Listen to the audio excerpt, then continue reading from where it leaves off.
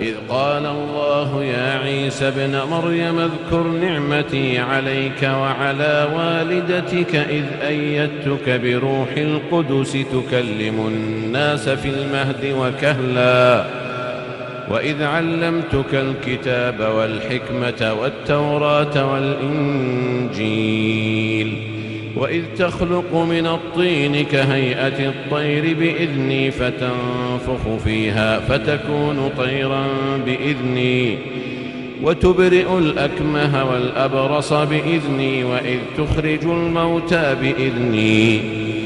وإذ كففت بني إسرائيل